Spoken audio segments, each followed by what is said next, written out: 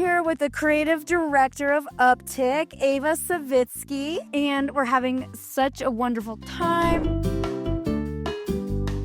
What's a creative experiment that's failed? What did you learn from that? That's a fun one. Yeah. Okay, so 9 out of 10 creatives fail. So there's a lot of things that have failed. I think, I don't want to ever say a creative is a failure, though, because if you can learn something about why the creative failed, which you can by studying, the data on it, I wouldn't say that it's a failure. I would say like a challenge on the creative team is communicating that to clients and just kind of being a little less precious with the creative process helps out a lot. So clients that we are able to establish that trust with, that we can make unscripted content that's going to perform better, that we give the designers a little more leeway. It doesn't have to all be storyboarded out and like pixel perfect and approved each step of the way. There's a little bit more of that room for creativity, and we usually find better results. Do we find results every time with that? No, but certainly there's that room for it. Some of the trends that we have seen not work that we don't lean into, I can answer that for sure, would be like fake gameplay. That just creates a disappointing experience across the funnel for the user journey. So we do not lean into that. We get a lot of requests for that from clients, and that's a moment where we'll give our advice, which is not to do those. They're not worth the cycles. And if that's really what the client wants to go forward with and they're sure, we will, we'll make those creatives, but we just don't see them performing very well. I would say anything that is too enhanced, not true to the gameplay, that brings in, say it's a 2D game, you're showing 3D polished graphics for the game, it's just creating, false expectations, and it's going to end in disappointment for the user, and it's going to end in uninstall and no retention. So we really try to optimize creatives, not just for like the click-through rate, but bringing the right users into the game that are going to monetize, that are going to stick around and enjoy the experience and share with their friends. So this is what we want. We don't want just a high click-through rate on something that's eye-catching or misleading or funny but unrelated. So we tend to not lean into those. As fun as they are to make, and as much as the creative team enjoys brainstorming for them, I would say that the skit style of UGC content really doesn't perform for us. It's fun to cast for, like fun to come up with like scripts for, multiple roles and costume changes and locations, and it just ends up not being worth it. They're expensive to produce. You have to, have at least one person behind the camera. You have to have kind of like costume and lighting and wardrobe and all these things, and, sound, and we haven't seen it make that much of an impact. So we tend to stay more on the lo-fi end of the spectrum for UGC solutions, and we have a lot of good results with that. So it's not that we won't take on a more polished production, especially for UGC and live action, but we're just very measured about when is the right spot in the portfolio for that, and when can we really effectively allocate the production cycles to justify that if it doesn't perform as well. That is a good thing to note. So skits are low performing, pretty much out, but then in the event that it is suggested, you figure out a place and a time and a place and a strategy that it would be appropriate. Or you never know. I mean, you and I just did one, and we have yet to see how it's going to perform, but it's just always good to see. Yeah, and again, always down to try. Always happy to be wrong about the performance. I think we should continue to test, but it's just definitely not the first thing I would suggest in our playbook these days. Even though we do iterate a lot and see a lot of common themes that played out, or the creatives that we make, like we definitely are inspired by what is performing well. But then the beauty of it is that we are actually able to make creative differentiation. It's a little bit like the same formula, but different elements are interwoven and utilized so that it can actually emphasize certain aspects of certain games. Yeah, absolutely. The creative team is always creating and refining our playbooks for different genres, and it's great to have a playbook. It would be really inefficient if we didn't, but in addition to the playbook, we are definitely not locked into that. We're always saving a good chunk of our production cycles towards iterations, towards testing, and then also a really important part is to save some of the production cycles for those big swings, those wild card concepts that 9 out of 10 of them fail, but 1 out of 10 like really succeeds and takes off to the top. And that's where we find really strong creative breakout winners, is in that 10% chunk of big swings that we do take. So I think that's a very important. I think on the creative team, we always want to be aware of the trends, responding to the trends, iterating on the trends, but we also want to make sure we're saving some cycles for just like that great idea that you had at 2 a.m. or in the shower or brainstorming with the creative team that you came up with. Like, I think those are the really kind of magic creatives that take off and no one can explain why. That's the great thing. Like, you can A/B test and iterate. You get one of those like creative breakout top performers and you can A/B test it endlessly and it will never beat that original concept. And sometimes the ones that outperform originally, it's hard to dethrone. Yeah, they just have a spark to them. So even though it's marketing and advertising, there is like, I think, a creative spark with those concepts that really catch with people. It's like you have the intuitive moments and those sparks. It is that spark. I like how you put it that way. It's the spark of inspiration where you have a random idea in the shower that just comes out of nowhere, but then it does ultimately perform. So, data versus intuition. It's definitely a combination of intuition plus data equals a really amazing creative, and like it definitely does perform. Yeah, I mean, I think it's both for sure. And also we look at the data coming in and, make decisions based on that. Of course, there's also like if someone comes to me with a new idea that it's a wild card concept that they, just have a hunch on, I'm of course going to support that as well. I think that creative team members are naturally usually quite intuitive people. We're artists and creators and are kind of dialed into that. So yeah, I think it's both. And I think you always have to leave space for that creative magic and intuition to come through. And also just have humility when it doesn't work out, to not be attached, like you said, check your ego at the door on the creative team, because I think ultimately if you want to get a little bit woo about it, it's like, it's never really your idea. It's kind of like all the ideas are out there and you're kind of like bringing them through and putting your own personal spin on it. But it's never like, this is my idea and my vision and my creative. And the more you get kind of like caught up in it, I don't think that's necessarily going to make it perform any better. And then you get attached to it. And we just try to be really, I would say, non-attached to creative outcome with it, because performance ultimately isn't always correlated to the quality of the creative. Something that is very lo-fi that was done in 5 minutes can perform just as well as something you spend 2 weeks polishing. So as much as possible, always putting, your best work into the creative, but then letting go of any expectations of success with it, and,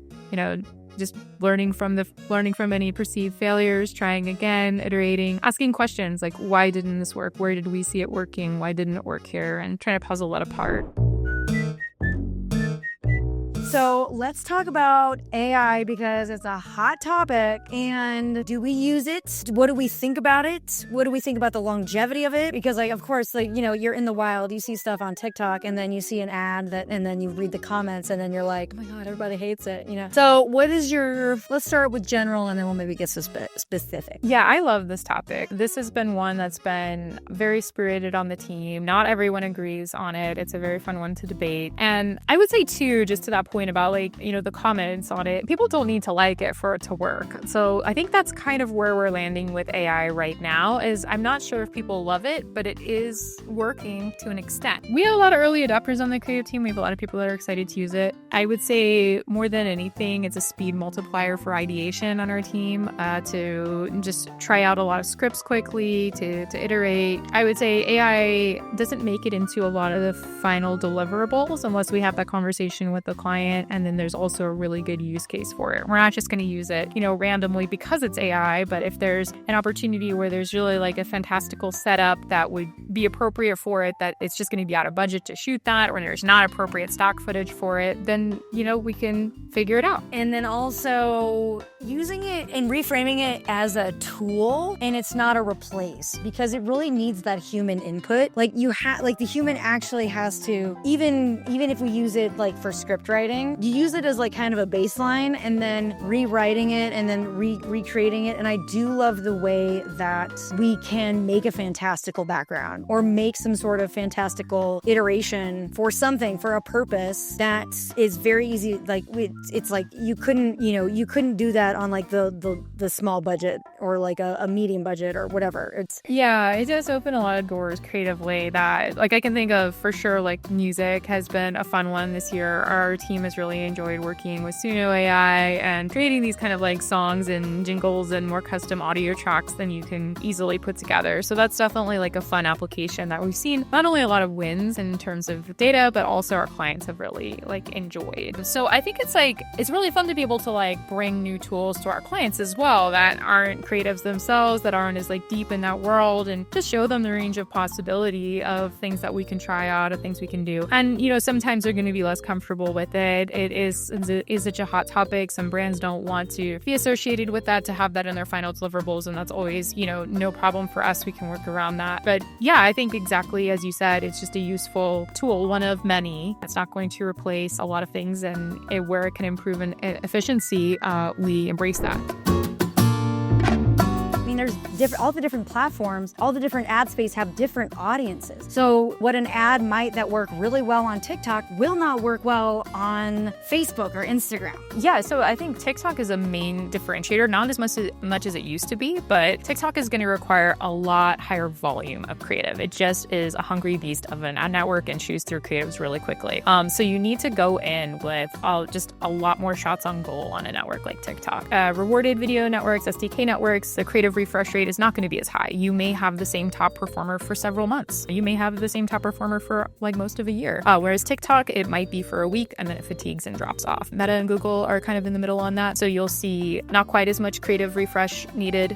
Different networks also have different levels of creative reporting that we can see and integrate into the Upptic platform. So we can pull creative reporting ourselves as creative leads, which is huge. That's something that a lot of companies are definitely lacking. We're able to check, our own results and data as they're coming in. And so while we have that cross-team collaboration with the UA and strategy department, we're really empowered as creative leads to do a lot of that legwork ourselves. And it creates a lot of efficiencies on the team when we're able to be independent about that and grow from it and learn on our own.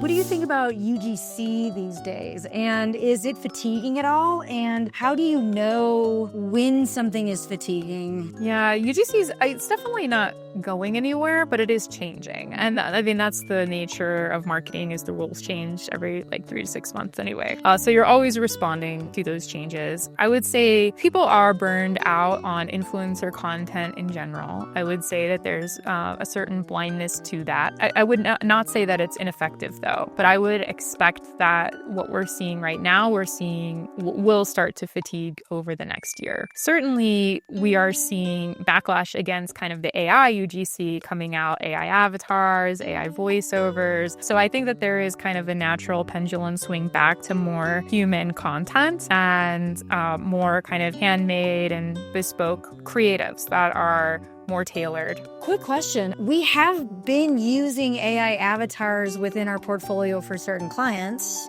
Do you have any data on how they've been performing? Because I actually haven't been able to look at that. Oh yeah, it's actually been pretty soft, I would say. We have tried it out, mostly at our client requests. Yeah, so one thing that we've done is we've recut top performing UGC creatives that we've had with the same script with AI avatar to A/B test against them, and we've definitely seen softer results with the AI avatars. So we haven't been able to get anything yet with an AI avatar to scale. However, AI voiceovers can work.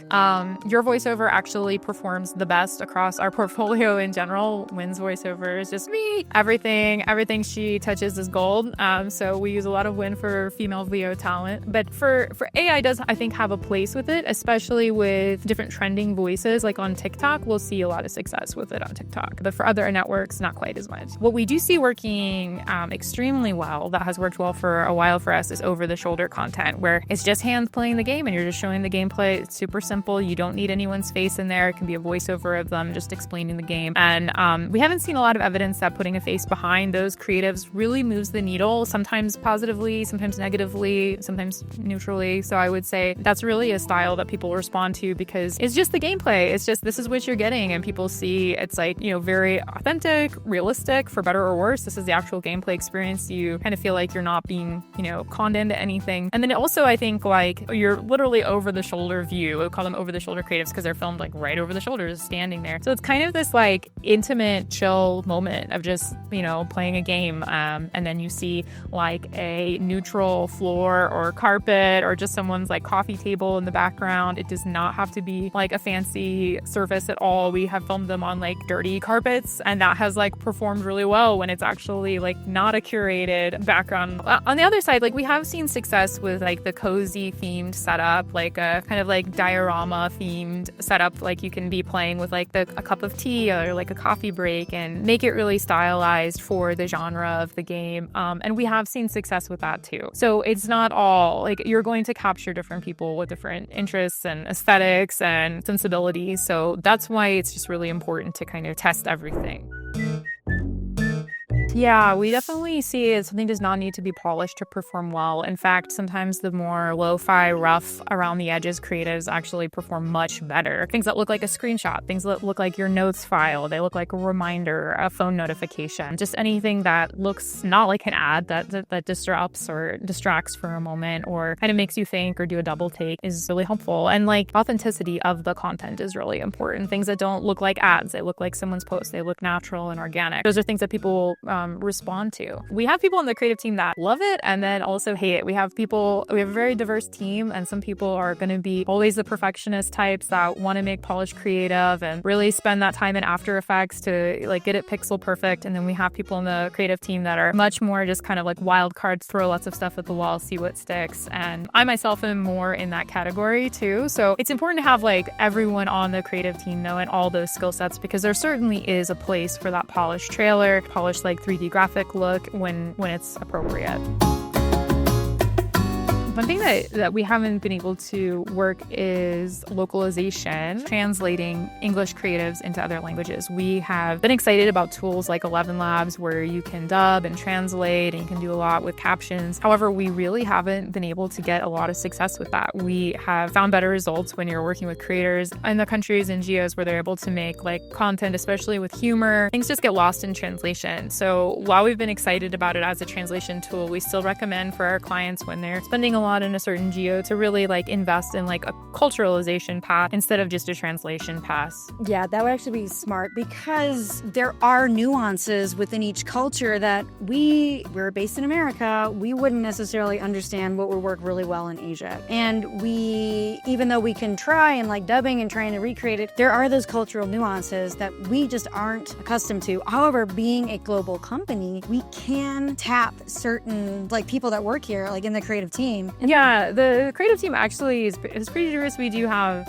Spanish team members. We've tapped our team members in Poland to do Polish VOs. We've had our German team members do some translation. So when we can't solve something, though, we have a really robust network of international creators that we tap for different needs as well. I think we've made creatives for probably up to like 8 to 10 languages with UGC content, which creates, it's a huge level of complication, especially with clients like with strict approval processes where you need to get the script approved in English and then approved the translation of it, and then we have to translate it back, and it creates a lot of layers of extra production on our team. So it is possible, but I would definitely recommend like creating the script for the language that it's to be produced in. Like our content, hit subscribe, and if you're ready to grow your game, reach out to our team for a demo today.